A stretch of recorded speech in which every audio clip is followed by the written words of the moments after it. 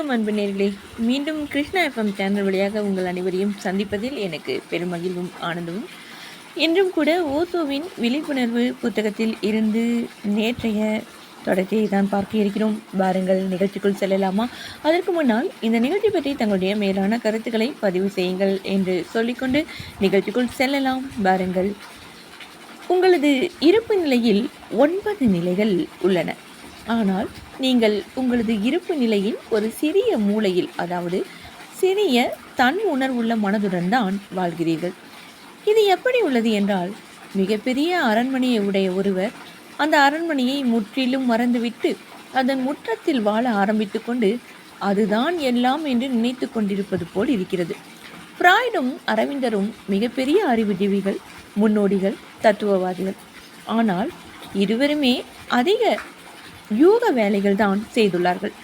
தத்துவம் படிக்கின்ற மாணவர்களுக்கு Bertrand Russell, Alfred North Whitehead, Martin Heidegger, Jean Paul Sartre போன்றவர்களை பற்றி கற்பிப்பதை விட அரவிந்தரை பற்றி அதிகம் கற்பிப்பது மிகவும் சிறந்ததாக இருக்கும். ஏனெனில் இந்த யுகத்தின் மிகச்சிறந்த தத்துவவாதி அரவிந்தர். ஆனால் கல்வியியல் உலகில் அவர் முற்றிலுமாக மறுக்கப்பட்டும் அறியப்படாமலும் இருக்கிறார். அதற்கான காரணம் என்னவென்றால், அரவிந்தரின் எழுத்துக்களை படித்தாலே போதும், நீங்கள் விழிப்புணர்வு இல்லாமல் இருக்கின்ற உணர்வை தெரிந்து கொள்வீர்கள். ஆனாலும் கூட அரவிந்தர் ஒரு புத்தர் அல்ல என்றாலும் கூட அவர் உங்களுக்குள் ஒருவித மன உளைச்சலை ஏற்படுத்தி விடுவார். அவர் கூறுவது சரி என்னும் போது நீங்கள் செய்து கொண்டிருப்பது என்ன? அதன் பின்னர் நீங்கள் ஏன் இன்னும் உங்களது இருப்பு நிலையின் உயரங்களை தேடி கண்டு கொள்ளாமல் இருக்கிறீர்கள்? ஃப்ராய்டும் கூட மிகுந்த எதிர்ப்புடன் ஏற்றுக்கொள்ளப்பட்டார். ஆனால் இறுதியில் அவர் ஏற்றுக்கொள்ளப்பட்டார். ஆனால் அரவிந்தர் இன்னமும் கூட ஏற்றுக்கொள்ளப்படவில்லை. உண்மையில் அவருக்கு எந்த விதமான எதிர்ப்பும் கூட இல்லை.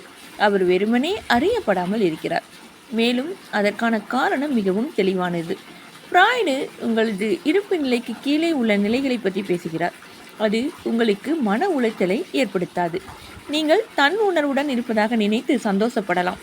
மேலும் உங்களது தன் உணர்வுள்ள நிலைக்கு கீழே தன் உணர்வுள்ள நிலையும் தன் உணர்வற்ற நிலையும் ஒன்று திரண்ட தன் உணர்வற்ற நிலையும் இருக்கிறது. ஆனால் அந்த நிலைகள் எல்லாம் உங்களது இப்போதைய இருப்பு நிலைக்கு கீழே உள்ளது. நீங்கள் மேலே இருக்கிறீர்கள். எனவே நீங்கள் மகிழ்ச்சி அடையலாம். ஆனால் நீங்கள் அரவிந்தரை படித்தால் மனக்கவலை அடைவீர்கள். ஏனெனில் அவர் உங்களது இப்போதைய இருப்பு நிலையை விட உயர்ந்த நிலைகள் இருப்பதாக அவர் கூறுகிறார். மேலும் மனிதனின் ஆணவம் தனக்கு மேல் எது இருந்தாலும் அதை ஏற்றுக்கொள்ளாது. மனிதன் தான் உச்சநிலை, உச்சக்கட்டம், கௌரி சங்கர், எவரெஸ்ட் என்று நம்ப விரும்புகிறான். அவனை விட உயர்ந்தது வேறு எதுவும் இல்லை என்று நம்புகிறான். மேலும் இது உங்களுக்கு சந்தோஷத்தை கொடுக்கிறது. அதாவது உங்களது சொந்த சாம்ராஜ்யத்தை மறப்பதால், உங்களது சுய உயரத்தை மறப்பதால் நீங்கள் சந்தோஷம் அடைகிறீர்கள். இதில் உள்ள முட்டாள்தனத்தை பாருங்கள். புத்தர் கூறுவது சரிதான்.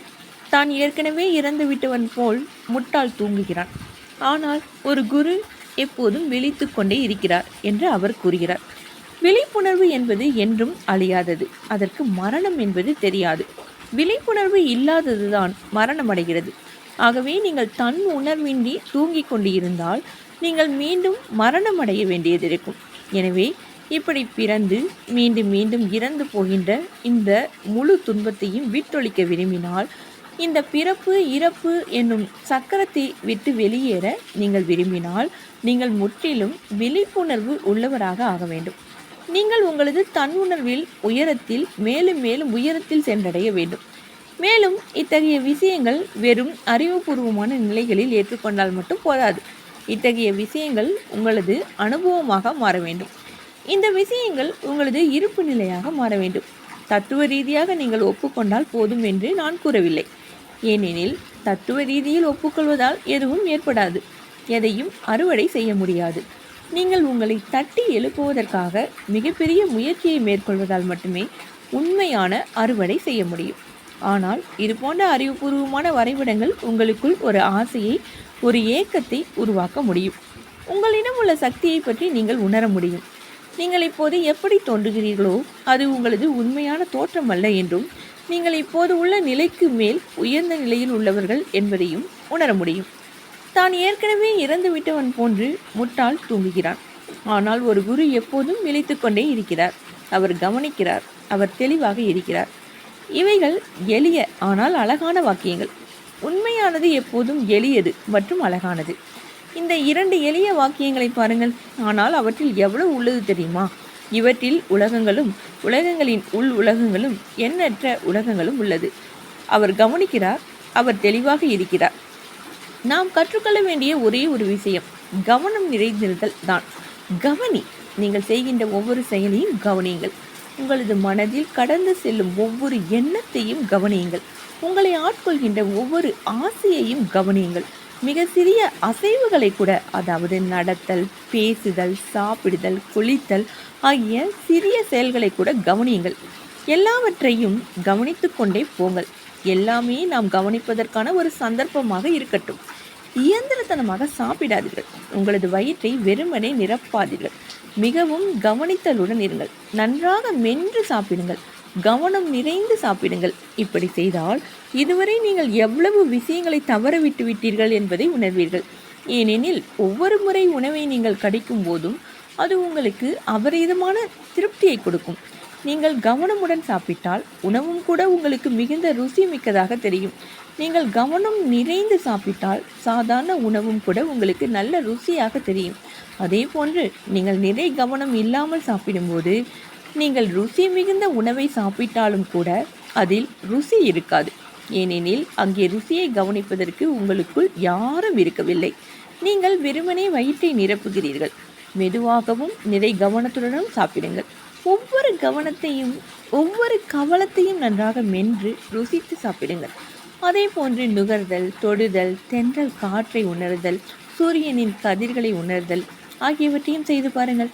நிலவை பாருங்கள். அதை வெறுமனே பார்ப்பதிலேயே நிறை கவனம் உள்ள ஒரு அமைதியான நீர்நிலை போல் ஆகிவிடுங்கள். அப்போது அந்த நிலவு அபரீதமான அழகுடன் உங்களுக்குள் பிரதிபலிக்கப்படும். உங்களது வாழ்க்கையில் இடைவிடாமல் நிறை கவனத்துடன் இருந்து கொள்ளுங்கள். மீண்டும் மீண்டும் நீங்கள் மறக்கலாம். அதற்காக துக்கப்படாதீர்கள்.